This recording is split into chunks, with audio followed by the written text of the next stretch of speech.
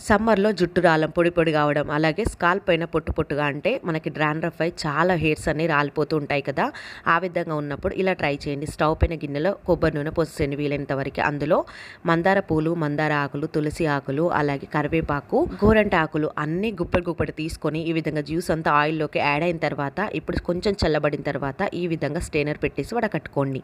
ఇలా వడకట్టిన కొబ్బరి నూనె ఏదైనా బాక్స్‌లో అంటే ఎయిటెడ్ కంటైనర్‌లో స్టోర్ చేసుకొని పెట్టుకుంటే చాలా రోజుల వరకే వస్తుంది. ఎప్పుడు కావాలంటే అప్పుడు యూస్ చేసుకోవచ్చు. ఈ విధంగా ఇప్పుడు మీకు పెట్టి చూపిస్తున్నాను. చాలా మంచి సువాసన అయితే వస్తుంది. ఎందుకంటే అన్నీ వేసి మనం కాచాం కదా, చాలా బాగుంది స్మెల్ అయితే. ఈ విధంగా స్కాల్ప్కి అంటేలా ఆయిల్ అయితే అప్లై చేయాలి.